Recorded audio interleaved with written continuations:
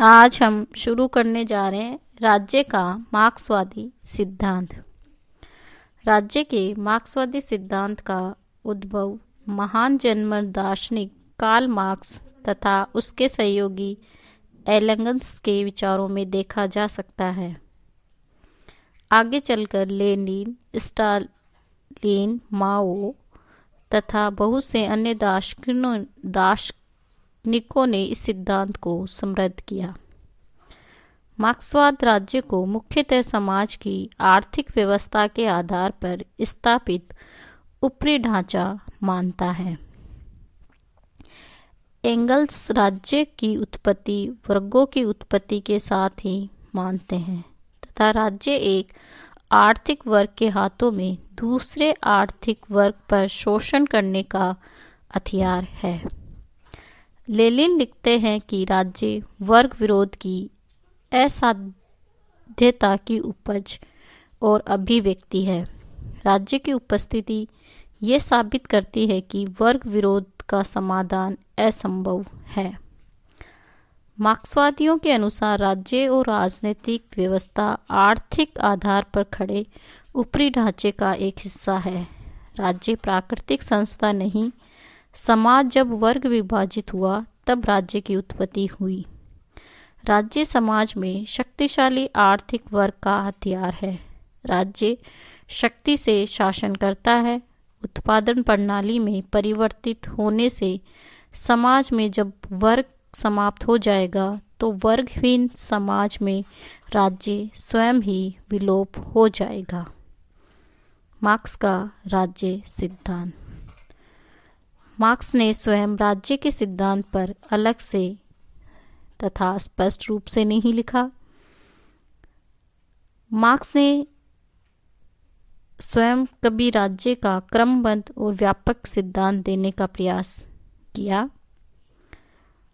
Lenin ने राज्य और क्रांति 1947 के प्रकाशित होने से पहले राज्य का मार्क्सवादी सिद्धांत न केवल अर्थशास्त्र में बल्कि राजनीतिक और समाजशास्त्र में भी बिल्कुल अपेक्षित था। यह सच है कि मार्क्सवादी सिद्धांत सामाजिक शास्त्र में साधारणतः उपेक्षित ही रहा, किंतु आर्थिक विषय पर मार्क्स की रचनाओं में राज्य का विवरण छिटका हुआ है। राज्य पर उनके विचार उनकी कुछ रचनाओं में मिलते हैं।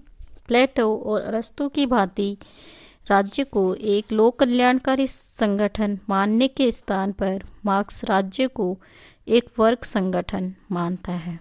उसकी उत्पत्ति वर्ग संघर्ष से हुई। वह एक दमनकारी समुदाय है जो वर्ग विभेद को बनाए रखता है।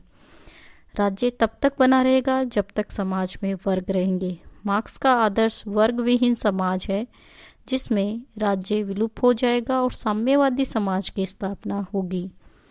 राज्य वर्ग समाज की उपज है। उसका उदय वर्गों के उदय के साथ हुआ और वर्गों के अंत के साथ ही उसका लोप भी हो जाएगा। ये धीरे धीरे मुरझा जाएगा। राज्य की उत्पत्ति का कारण वर्ग विभेद। राज्य की उत्पत्ति के संबंध में मार्क्स की विचारधारा सामान्यतः मत से सर्वदा विपरीत है। प्लेटो, अरस्तु और अनेक विचारकों का मत है कि राज्य एक स्वाभाविक एवं नैतिक संस्था है जो मानव जीवन के साथ जुड़ी हुई है, लेकिन मार्क्स राज्य को एक वर्गीय संस्था मानता है। आदिम साम्यवादी व्यवस्था में समाज के सदस्यों के बीच हितों का कोई संघर्ष नहीं था, इसलिए संपूर्ण समाज मिलकर अपने मामलों का प्रबंध स्वयं कर लेता था और राज्य का कोई अस्तित्व नहीं था। लेकिन दास युग में स्थिति बदल गई। इस युग में स्वामियों के हाथों में भूमि, संपत्ति और उत्पादन के समस्त साधन थे और ये दासों का शोषण करते थे। स्वामी वर्ग के सदस्यों की संख्या बहुत कम थी और बहुसंख्यक समाज के विरुद्ध अपनी स्थिति बनाए रखने के लिए उन्हें शक्ति का आश्रय लेना पड़ा। इसके द्वारा सेना, पुलिस, न्यायालय और कारागार आदि की व्यवस्था की गई। इन संस्थाओं पर उन लोगों का अधिकार था जो शासन वर्ग के समर्थक थे। यहीं से राज्य संस्था का जन्म हुआ। मार्क्स लिखते हैं कि राज्य संपत्तिशाली वर्गों का संगठन है जो संपत्तिहीन वर्ग से उसकी सुरक्षा करता है। वे लिखते हैं कि राज्य आदिकाल से अस्तित्व में नहीं था, ऐसे समाज में ही रहे जो उसके बिना थे। उनमें राज्य तथा राज्य सत्ता की कोई धारणा नहीं थी। आर्थिक विकास की निश्चित दशा में जो समाज के वर्ग विभाजन द्वारा उत्पन्न झगड़ों के कारण पैदा हुई, राज्य की उत्पत्ति हुई, जो इस झगड़े की आवश्यकता थी। राज्य वर्ग शोषण का यंत्र। राज्य के उद्देश्य एवं स्वरूप के बारे में मार्क्स का विचार है कि अन्य दार्शनिकों से काफ़ी भिन्न है। अपनी प्रारंभिक रचनाओं में उन्होंने हीगल के राज्य संबंधी विचारों की कटु आलोचना की। हीगल ये मानते हैं कि राज्य उच्च नैतिकता है तथा समाज के स्वार्थ द्वंद्व खत्म कर देता है। मार्क्स ने इस विचार की कटु आलोचना करते हुए कहा कि राज्य व्यक्तिगत हितों से ऊपर रहकर सामान्य हितों का प्रतिनिधित्व नहीं करता, बल्कि निजी संपत्ति का सेवक है। मार्क्स ने यह माना कि राजनीतिक मुक्ति मानव की मुक्ति नहीं, राज्य स्वतंत्र हो सकता है बिना मनुष्य के स्वतंत्र हुए। इस प्रकार उन्होंने अपनी प्रारंभिक रचनाओं में स्पष्ट किया कि राज्य पूरे समाज का एक पहलू है, समाज के नीचे है तथा राज्य निजी संपत्ति के हितों से जुड़ा हुआ है। मार्क्स ने राज्य के बारे में दूसरी महत्वपूर्ण बात ये कही कि राज्य बिखरे हुए नागरिक समाज को संगठित नहीं करता, ये एक राजनीतिक अंधविश्वास है।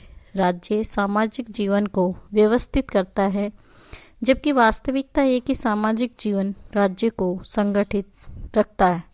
अतः इस विचार के अनुसार राज्य समाज से बाहर नहीं, बल्कि समाज की ही उपज है। मार्क्स के अनुसार राज्य शासन वर्ग के हितों को सुरक्षित बनाए रखने का तथा अन्य वर्गों के शोषण करने का साधन या उपकरण मात्र है। वर्तमान पूंजीवादी व्यवस्था में राज्य पूंजीपतियों का संगठन है। उसका उद्देश्य मजदूर वर्ग का शोषण करना है। इसी उद्देश्य की पूर्ति के लिए यह अपनी संपत्ति एवं हितों की रक्षा की दृष्टि से कानूनों का निर्माण करता है। कानून भंग करने वालों को पकड़ना तथा दंड देने के लिए पुलिस तथा न्यायालय की व्यवस्था करता है। मार्क्स के अनुसार राज्य मानव जीवन के विकास का उत्तम साधन अथवा समाज के सभी वर्गों में सामंजस्य और संतुलन बनाए रखने वाला, उसके अधिकारों की रक्षा करने वाला तथा उसके कल्याण में संलग्न संगठन नहीं है, अपितु उसका उद्देश्य एक विशेष वर्ग की संप्रभुता को बनाए रखना तथा उसे अन्य वर्गों के शोषण की खुली छूट देना है। ये वर्ग आर्थिक उत्पादन के साधनों पर स्वामित्व स्थापित करने, सेना, पुलिस और कानून द्वारा अपने वर्ग के आधिपत्य को सुदृढ़ बनाना है। राज्य एक ऐसी संस्था है जो श्रमिकों के अतिरिक्त मूल्यों को छीनने में पूंजीपतियों की सहायक है। पूंजीवाद के हितों की रक्षा के लिए राज्य न केवल पुलिस और सैनिक शक्ति रखता है, बल्कि राज्य की न्याय प्रणाली भी इसी काम में प्रयुक्त होती है। अंतिम काल में सर्वहारा वर्ग का अधिनायकवाद। मार्क्स के अनुसार पूंजीवाद का अंत अनिवार्य है। क्रांति द्वारा पूंजीवादी वर्ग को नष्ट कर दिया जाएगा और सर्वहारा यानी कि श्रमजीव का अधिनायक तत्व स्थापित हो जाएगा। वर्गहीन समाज की स्थापना में कुछ समय लगेगा और आंतरिक काल में सर्वहारा वर्ग का शासन होगा। पूंजीवाद के अंत के बाद भी राज्य कुछ समय तक अस्तित्व में रहेगा और इस काल में सर्वहारा वर्ग का अधिनायकवाद स्थापित होगा। गोथा कार्यक्रम की आलोचना में मार्क्स एक अत्यधिक महत्वपूर्ण प्रस्तावना निरूपित करते हैं। पूंजीवाद और कम्युनिस्ट समाज के बीच एक दूसरे के क्रांतिकारी रूपांतरण का काल होता है। इसका समवर्ती एक राजनीतिक संक्रमण काल भी है, जिसमें राज सर्वहारा वर्ग के क्रांतिकारी अधिनायक तंत्र के सिवाय और कुछ नहीं हो सकता। संक्रमण काल में राज्य की शक्ति का प्रयोग सर्वहारा वर्ग के द्वारा पूंजीपतियों के प्रतिशोध को कुचलने तथा पूंजीवाद के अवशेषों को समाप्त करने के लिए किया जाएगा। मार्क्स ये देखता है कि समाजवादी क्रांति के दौरान कितने विराट और कितने जटिल कार्य भार पूरे करने होंगे।